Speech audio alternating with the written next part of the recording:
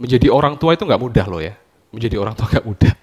Banyak tuh orang yang merasa bahwa ya jadi orang tua itu juga nggak usah baper gitu ya.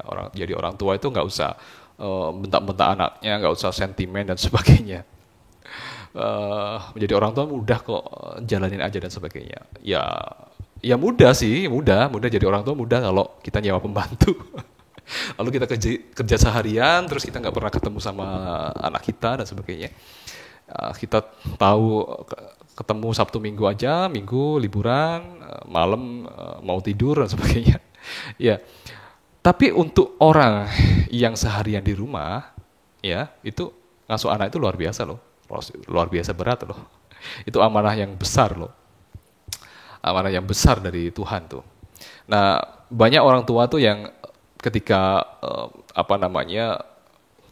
work from home gitu ya, anak-anaknya learn from home, ternyata susah juga tuh ngasuh anak. Udah lama nggak ngerasain begitu gitu kan, jadi masalah gitu. Nah, berkaitan dengan tema kita kali ini, bahwa menjadi orang tua itu amanah yang luar biasa dan itu cukup berat ya. Jadi kita perlu cara-cara atau sudut pandang untuk membuat kita lebih mengerti bagaimana caranya menjadi orang tua, dan anak kita nanti terdidik dengan baik, dan itu lebih mudah karena kita tahu caranya. Kita membahas nih tentang orang tua yang beracun. Orang tua yang beracun. Jadi anak itu kalau kita marahin, kalau kita bentak, kalau kita cubit, atau kita abein, kita nggak reken gitu ya, dia nggak punya pilihan lain selain memaafkan kita. Dia nggak punya pilihan lain selain mencintai kita lagi. Karena bagi kita, dunia itu banyak gitu ya, pekerjaan, mobil kita, harta kita, teman-teman kita, banyak, kita punya banyak. Tapi bagi anak ya, Anda orang tuanya itu adalah dunianya. Anda orang tua itu adalah dunianya. Jadi mana mungkin bisa anak-anak itu membenci Anda karena Anda adalah orang tuanya. Itu sama saja kalau dia membenci Anda, dia menghilangkan dunianya, gitu kan? Anak-anak itu begitu. Jadi Anda marahin, Anda dan sebagainya itu tetap akan memaafkan Anda. Dia tidak punya pilihan lain untuk memaafkan, untuk selain memaafkan Anda, gitu. Dan kembali lagi menjadi anaknya lagi. Nah, masalahnya adalah ketika dia memaafkan Anda dan Anda tetap seperti itu. Artinya Anda membentuk mentalnya untuk mencintai dan memaafkan orang yang selalu kasar terhadap anaknya, atau selalu mengabaikan anaknya, selalu nggak ngereken terhadap anaknya gitu. Ini secara psikis juga nggak baik ya untuk masa depan anak Anda. Jadi dia mungkin juga akhirnya mendapat pasangan yang mirip dengan Anda, yang kasar juga mungkin. Ya, ini Andanya, ini nggak mungkin bukan Anda ya, tapi orang lain. Saya mengasumsikan, saya menganalogikan, saya berbicara dengan orang yang membutuhkan nasihat ini. Nggak selalu Anda gitu. Akhirnya dia belajar untuk menerima orang yang sebenarnya tidak tepat gitu. Ini pentingnya. Orang tua yang bertengkar dengan pasangan juga adalah orang tua yang beracun. Ya, orang tua yang beracun yang dia memberikan contoh-contoh kepada anaknya yang tidak baik terkait dengan masalah hubungan, terkait dengan penyelesaian masalah di dalam rumah tangga, yang itu akhirnya bisa ditiru gitu ya. Kesimpulannya adalah gini, kalau saya itu sering ya makan gitu ya, makan. Karena saya lagi ngetik, saya lagi asik di ruang kerja gitu. Piringnya itu bisa saya taruh di bawah gitu ya. Saya taruh di bawah. Dan kadang-kadang saya lupa untuk ngambilnya karena hektik gitu, ribet sama diri saya sendiri. Nah, itu terjadi beberapa kali gitu. Ternyata di situ ada feedback dari istri saya. Jadi kayaknya Adam niru kamu deh gitu. Kenapa, Mi? Itu lihat mangkoknya itu ditaruh di bawah meja belajarnya. Jadi dia punya meja belajar kecil, ditaruh di bawah situ gitu. Nah, tadi sebelumnya anak saya itu ngingetin saya, jadi kalau makan jangan ditaruh sini dong. Iya, Dedi lupa gitu. Saya nggak ngerti ternyata anak saya bisa niru seperti itu dan persis gitu loh. Berarti apa? Orang tua ini bisa ngeracunin anak loh. Dengan perilaku-perilaku yang nggak tepat ditiru loh sama anak kita tuh. Apalagi kalau itu perilaku-perilaku yang nggak benar, yang jelek gitu loh. ya perilaku tadi saya jelek ya, tapi ada yang lebih jelek lagi, misalkan kita bentak-bentak pasangan, kita berlaku tidak jujur, kita bersikap kasar di rumah dan sebagainya. Nah, itu akan ditiru loh. Jangan ngerasa bahwa Anda nggak ngajarin. Siapa yang ngajarin?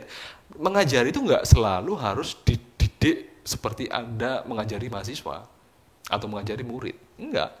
Dengan mencontohkan aja orang atau anak Anda itu bisa meniru. Itu juga proses belajar gitu loh, dengan modeling gitu loh, dengan imitasi dari perilaku Anda, dan itu ditiru ya. Ada tatanan norma, oh ayah saya nggak apa-apa kok, itu di bawah sadarnya begitu. Melakukan ini kok, oh dia meniru secara langsung gitu.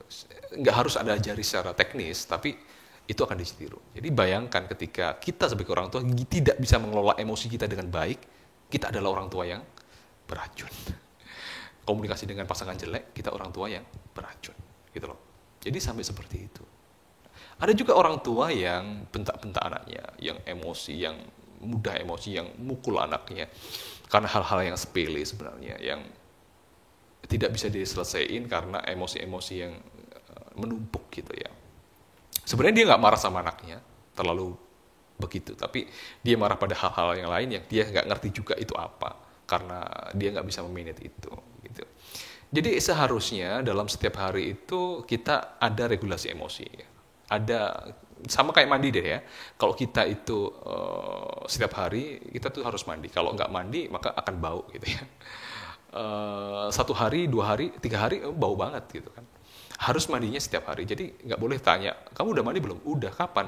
3 hari yang lalu. Enggak, Anda harus mandi setiap hari. Sama dengan regulasi emosi. Bayangin ya, jadi ibu rumah tangga itu sulit banget. Bayangin ya, mulai pagi bangun harus nyiapin anak-anaknya, harus nyiapin suaminya, terus gitu ya. Nanti mau tidur, ya masih nyiapin hal-hal yang lain. Suaminya datang dan sebagainya masih nyiapin, dan itu me time-nya nggak ada gitu loh. Emosinya dikelolanya kapan? Kalau nggak kita luangin. Jadi dalam 1 hari itu ruwet, emosinya numpuk. Nah, emosi yang numpuk ini, misalkan levelnya 4 nih, besoknya, kalau ini nggak diregulasi, tetap 4 atau menjadi 5. Nanti ada ruwetan lagi di hari kedua, ini menjadi dari 4 ke 6, ke 7, hari ketiga ke 8, ya, hari keempat ke 9, hari kelima ke 10. Nah, ke hari kelima itu, kalau kita masih nggak bisa ngelola emosi kita, masih dari hari pertama sampai hari kelima ini masih belum dikempesin emosinya, maka ini luar biasa besar nih. Anak kita nakal dikit, wah langsung meledak, duar gitu ya. Wah gitu. Jadi kita melihat ya, mungkin ada suami yang melihat itu, istri terlalu berlebihan reaksi anaknya. Tapi istri ngerasa bahwa itu adalah hal yang otomatis terjadi. Padahal itu bisa dikelola gitu ya. Itu bisa dikelola. Jadi setiap hari kita mesti membetulkan emosi kita, menata hati kita. Jangan sampai, kalau kita udah marah nih, mudah marah, berarti di situ ada pola-pola yang tidak sengaja terjadi. Yang tidak sengaja kita tidak awasi terjadi, maksudnya begitu ya. Ada kita kecolongan kita marah. Jadi kalau Anda mengizinkan pagi hari Anda kacau, marah dan sebagainya, kalau nggak Anda segera regulasi, nggak segera Anda olah, nanti siangnya, sorenya itu akan kacau juga. Gitu ya. Makanya segera sadari dan kelola tuh, biar tidak meledak, tidak menjadi orang tua yang beracun. Karena nanti ketika Anda beracun, gitu ya, Anda menularkan ke suami, atau ini suami, menularkan ke istri, menularkan ke mertua, menularkan ke anak.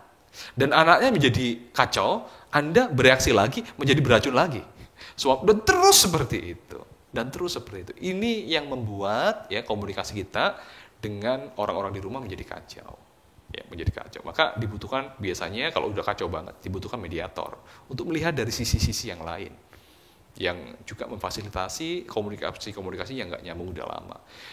Ya, kekacauan ini dimulai dari hal yang kecil, seperti api yang kena lama-lama membakar semuanya dan akhirnya menjadi kacau gitu lah ya. Perselingkuhan, kekerasan rumah tangga dan sebagainya adalah biasanya akumulasi dari kekacauan kecil yang akhirnya menjadi kekacauan besar. So, setiap hari tolong untuk diregulasi emosinya dan juga ngerti bahwa kita mudah meledak ini berarti ada sesuatu yang nggak terawasi yang sedemikian lamanya, sehingga kita mesti introspeksi dan sebagainya, ya. Lalu yang ketiga, orang tua yang beracun tidak hanya menjadikan anak marah, sedih dan sebagainya, tapi juga menjadikan anak merasa tidak berharga, gitu ya. Dengan overprotective kita, dengan keinginan kita, anak ini harus ditata begini, tapi keterlaluan. Sehingga anak tidak merasa dirinya itu mampu, sehingga anak merasa dirinya itu tidak berharga, bahwa dirinya tidak mampu, tidak bisa apa-apa dan sebagainya. Hanya karena menuruti mamanya yang atau papanya yang ingin membuat semuanya aman. Gitu ya. Akhirnya anak apa? Akhirnya anak merasa tidak berharga. Akhirnya merasa dia tidak mampu. Ya mungkin dia akan merasa disayang, mungkin dia akan merasa orang tuanya peduli, tapi yang dilakukannya itu bukan karena kemampuannya. Dia dianggap tidak mampu karena semuanya dipilihkan oleh orang tuanya. Ya, sini nggak boleh, situ nggak boleh, ya, dan sebagainya. Kalau kita itu khawatir, misalkan saya sama anak saya khawatir kalau dia itu sepedaan, dia baru bisa sepeda, by the way, dan dia suka ngebut, anaknya agak-agak aktif gitu ya, dan konsentrasinya agak kurang, sehingga kalau naik itu gini-gini, naiknya gini-gini. Saya khawatir kalau dia sepedaan sendiri, saya temenin, sampai saya beli sepeda gitu ya. Saya temenin, jadi kalau dia lagi kacau gitu, ayo, fokus, kayak gitu. Jadi apa? Saya tetap mengizinkan dia bersepeda, tapi dengan pengawasan saya. Dan saya agak-agak luangkan ketika dia mau nge-track dan sebagainya, pokoknya aman saya biarin gitu ya. Itu membuat anak akhirnya merasa mampu. Ada orang tua yang enggak, pokoknya nggak boleh, semuanya nggak boleh. Akhirnya anak merasa dirinya itu nggak berharga, nggak mampu. Akibatnya nanti waktu remaja biasanya dia akan mudah untuk merasa nggak mampu, dan dia mudah untuk merasa nggak bisa apa-apa, ya, mempunyai konsep diri yang jelek dan seterusnya, mudah menyerah.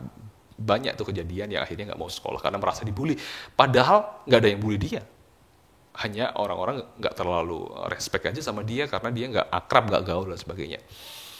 Itu yang membuat dia akhirnya down dan akhirnya nggak mau sekolah dan sebagainya, ya, dan seterusnya. Jadi overprotective ini juga termasuk orang tua yang beracun nih. Ada yang terakhir juga, mengabaikan. Nah, ini yang paling bahaya daripada yang lain nih, mengabaikan. Mengabaikan itu dibiar-biarin. Nggak ada sentuhan emosi, anak bagaimana terserah. Ini juga beracun. Kita meracuni anak kita dengan pengabaian. Jadi anak ini nggak teguh pendiriannya, nggak teguh kepribadiannya. Jadi dia ambang. Ya, kalau Anda pernah mendengar kepribadian ambang, ya, jadi dia itu mudah ganti-ganti pikiran, ganti-ganti perasaan, moodnya swing. Itu biasanya karena kepribadiannya ambang. Tidak ada peneguhan, mana yang benar, mana yang enggak. Intuisinya kacau. Ya.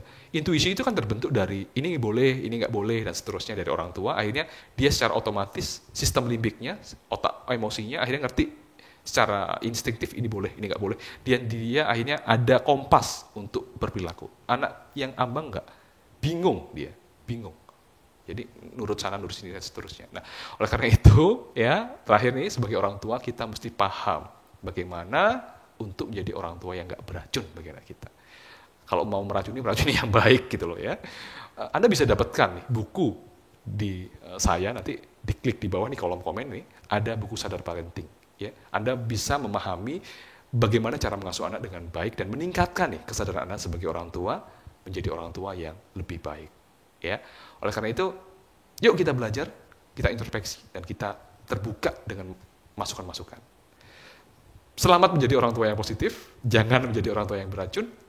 Semoga anak Anda menjadi lebih baik, tumbuh dengan luar biasa. Salam dari saya, Danang Baskoro, psikolog.